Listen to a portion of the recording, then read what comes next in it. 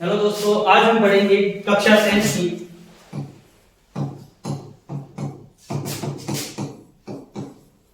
Math.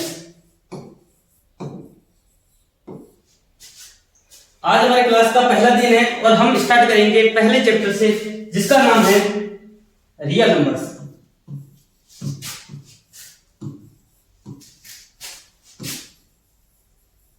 यानी वास्तविक संख्याएं।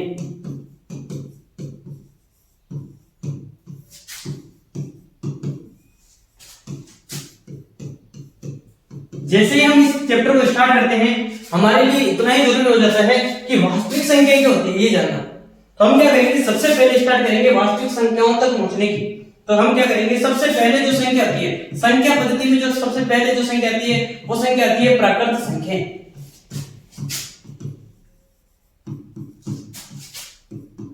जिसको नोटेशन होता है n, कैपिटल N होता है, यानी नेचुरल नंबर।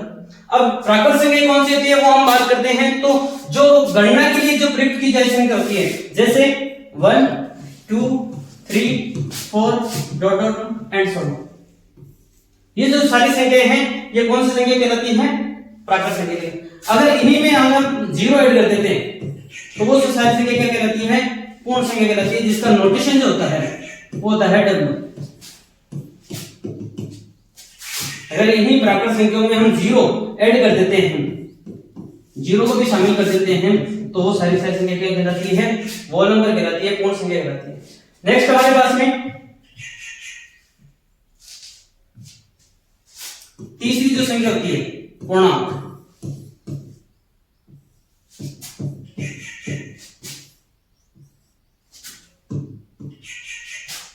जिसका जो नोटेशन होता है वो I भी हो सकता है और Z भी हो सकता है, दोनों से इसको नोटेशन दे सकते हैं। इसका अर्थ होता है कि जो संख्या पद्धति हमने देखा होगा छोटी क्लासों में, जो संख्या रेखा होती है उसमें हम यहाँ पे नोटेशन करते हैं 0 1 2 3, इधर -1 -2 दिस। तो ये जो इसका मतलब क्या है कि अगर हम प्राकृत संख्याओं में, इनके प्राकृत संख्या के साथ बोल संख्याओं में अगर माइनस की संख्या ऐड कर लेते हैं, तो जैसे 0 +-1 +-2 +-3 dot dot dot and so on, ये सारी संख्या कौन सी कहलाती हैं, पूर्णांक कहलाते हैं। नेक्स्ट इसके बाद में जो संख्या आती है वो आती है हमारे पास में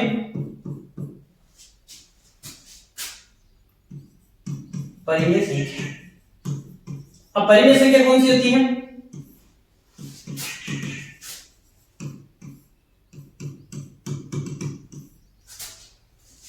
वे संख्याएं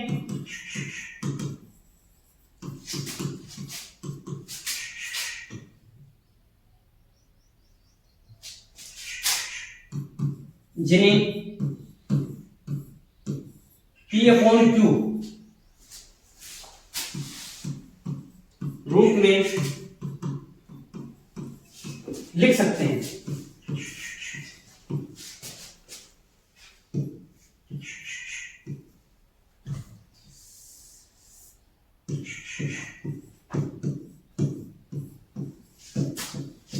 जहां P and Q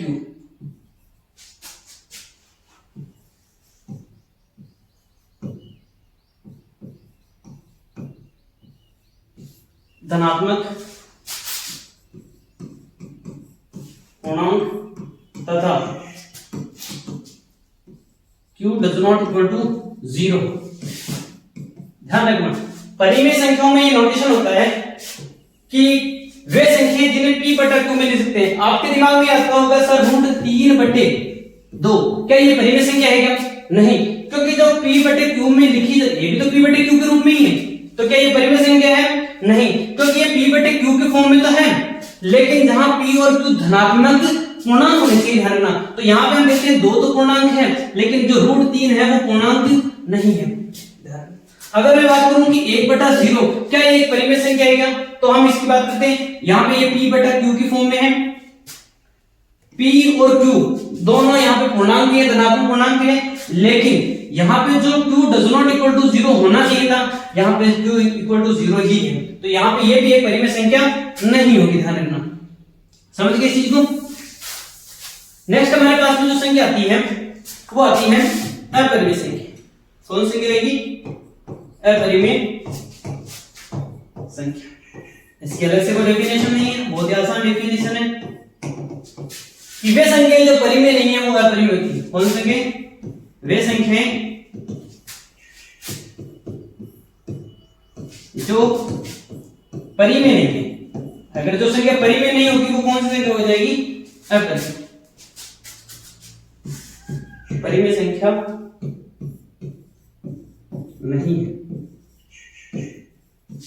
वे संख्याएं जो परिमेय संख्या नहीं है वो अपरिमेय संख्या कहलाएगी, ध्यान रखना। नेक्स्ट हमारे पास में इसके बाद में जो सबसे एंडिंग पॉइंट आता है वो आता है रियल नंबर यानी वास्तविक संख्याएं। वास्तविक संख्या इंग्लिश में हम इसको लिखेंगे रियल नंबर।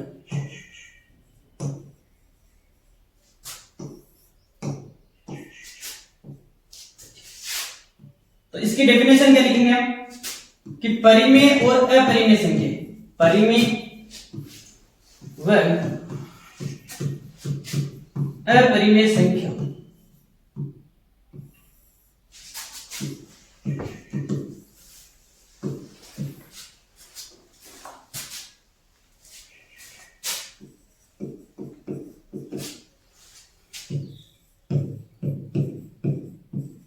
के संघ को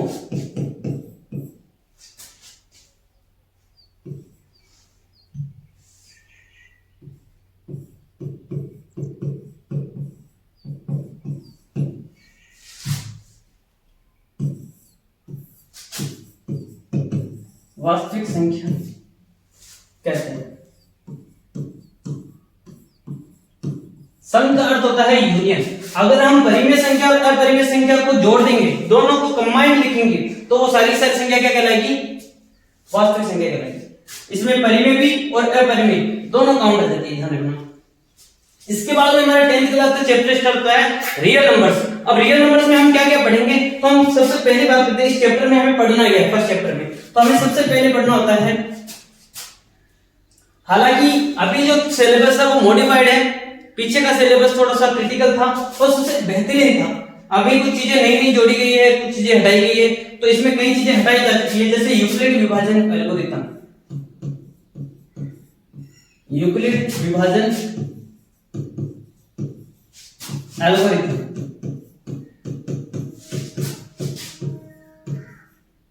ये हमारे सिलेबस से डिलीट हो चुका है, ये पहले चैप्टर में था। नेक्स्ट हमारे पास में है अभाज्य गुणनखंड से, अभाज्य गुणनखंड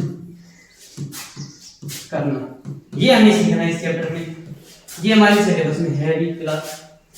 नेक्स्ट उसके बाद में है अभाज्य गुणनखंड की सहायता से हमें क्या याद करना है? एचसीएफ व एलसीएम याद करना।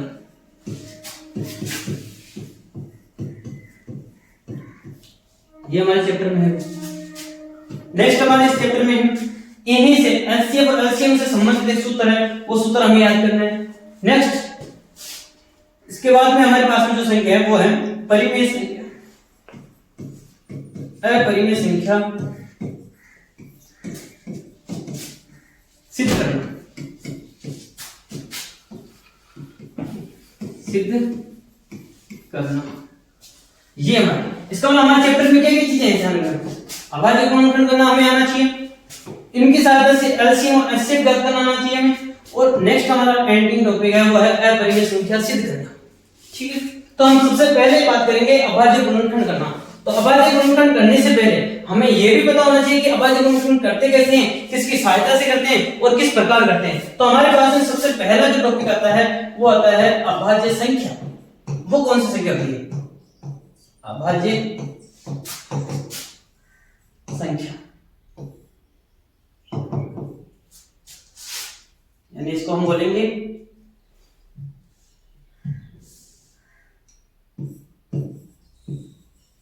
Prime number.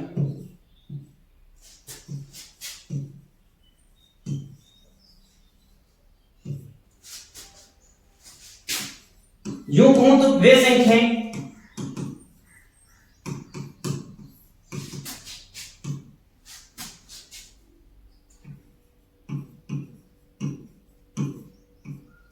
जिनमें एक के अलावा एक व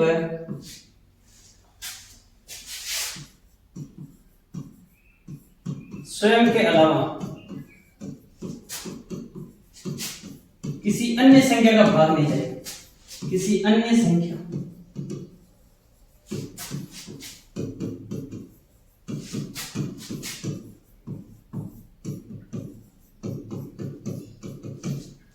साधारण भाषा में बोलते हैं वे संख्या जिनमें एक व स्वयं के अलावा किसी अन्य संख्या का भाग नहीं जाए उस संख्या को क्या बोलते हैं। ध्यान रखना, एक का सभी में भाग जाता है और उस संख्या में उस संख्या को तो जाएगा जाएगा।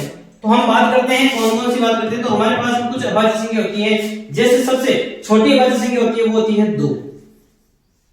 फिर नेक्स्ट आती है 3। 2 में 2 का भाग जाता है, 2 के अलावा इसमें 1 का भाग जाता है, तो 1 और 2 के अलावा किसी अन्य संख्या का भाग नहीं जाना चाहिए।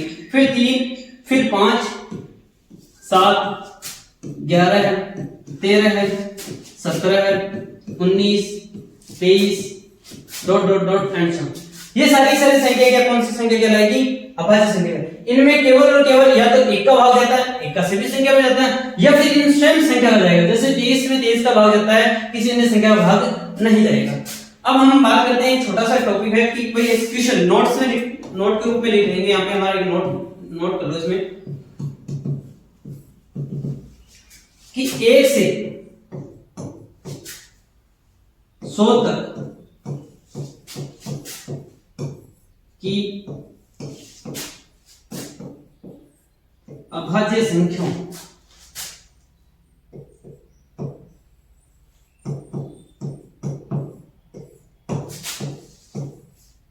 की संख्या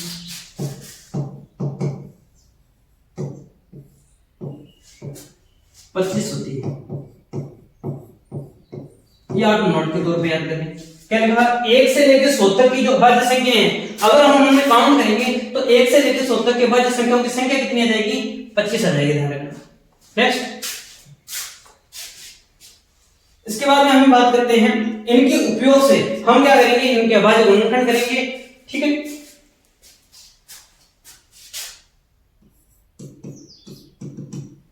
एग्जाम्पल ले लेते हैं छोटा सा, जैसे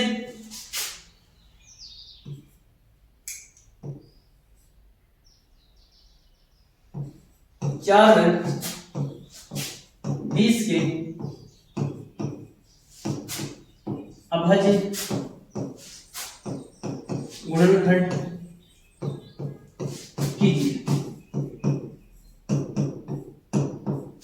ये हमारे पास में कुछ एग्जाम्पल है, क्वेश्चन है कि 4 व 20 के क्या करने हैं, हमें अभाज्य गुणनखंड करने। तो हमारे पास में एक वृक्ष फैक्टर होता है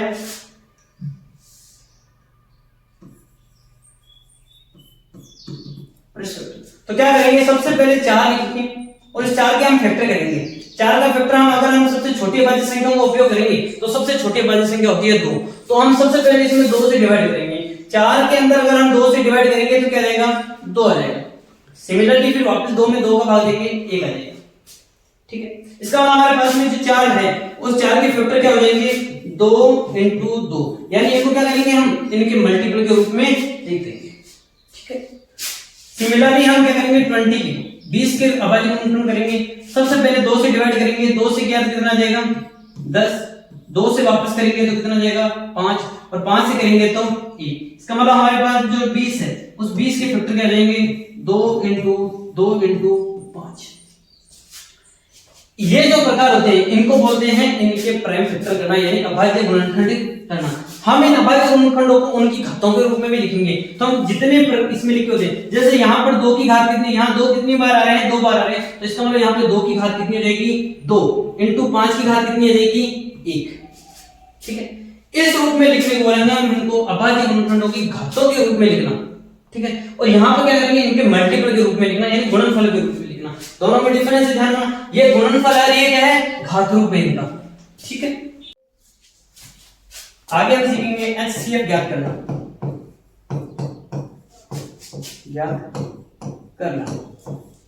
एचसीएफ किस तरीके से ज्ञात करेंगे, जैसे हम किन्हीं 2-3 संख्याओं के हम प्राइम फैक्टर निकालेंगे। प्राइम फैक्टर है अभाज्य गुणनखंड ज्ञात करने के बाद में उन संख्याओं की उभयनिष्ठ का अर्थ होता है कॉमन। उन दोनों में जो कॉमन 2 3 जो भी संख्या है उनमें अगर कॉमन प्राइम फैक्टर है, अभाज्य गुणनखंड है,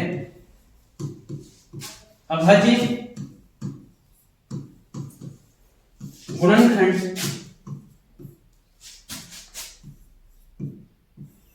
की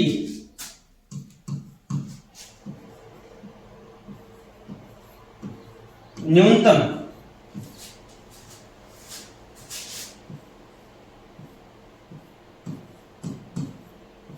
घातों का गुणनफल हम ऐसे किस तरीके से ज्ञात कर सकते हैं? हम जितने भी संख्याओं के प्राइम फैक्टर ज्ञात करेंगे, अभाज्य गुणनफल ज्ञात करेंगे, उनके उभयनिष्ठ प्राइम फैक्टर लेने हैं उनको लेने के बाद में उनकी न्यूनतम घात, उनकी हमें सबसे क्या लेनी है, सबसे छोटी घात लेनी है, सबसे न्यूनतम घात लेनी है, और फिर उनके क्या करने हैं, मल्टीपल ज्ञात करने हैं। आगे हम सीखेंगे किस तरीके से करेंगे। नेक्स्ट हमारे पास में है एलसीएम ज्ञात करना।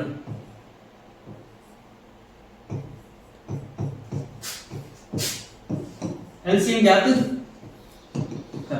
किस तरीके से ज्ञात करेंगे? तो इसी प्रकार जैसे ही हमने यहाँ पे उभयनिष्ठ लिया था, यहाँ पे क्या करते हैं, सभी प्राइम फैक्टर, सभी अभाज्य गुणनखंडों का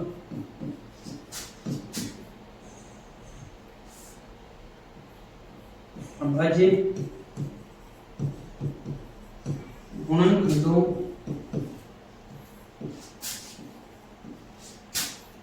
की अधिकतम,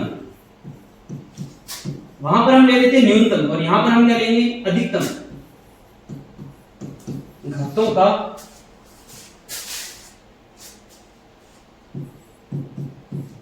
गुणनफल।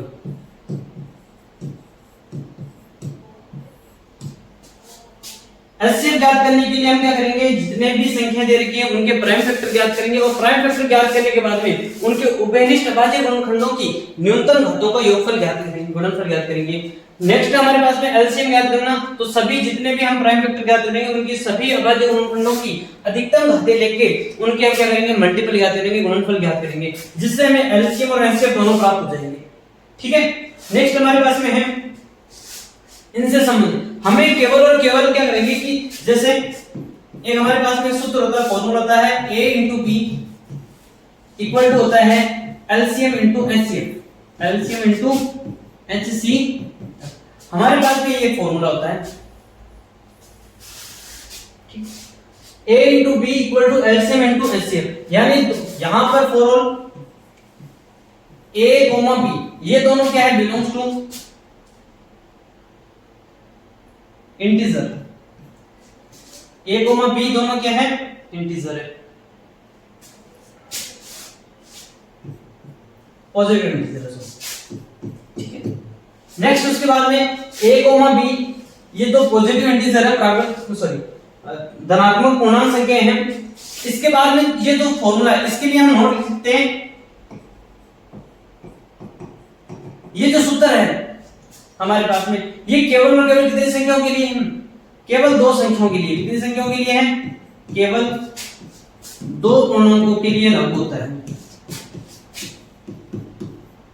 पूर्णांकों के लिए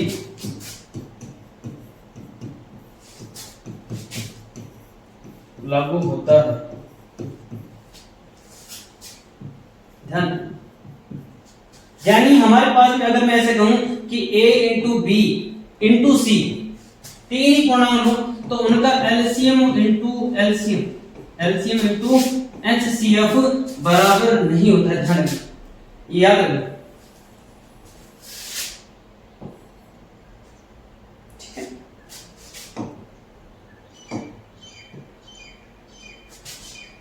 अगर हम 3 पूर्णांक ले लेंगे फिर भी उनका LCM और HCF बराबर नहीं आएगा, लेकिन अगर हम 2 संख्याओं के लिए लेंगे तो उनका LCM into HCF उनका क्या होगा, बराबर होगा। ये आपको अच्छे से याद रखना है। नेक्स्ट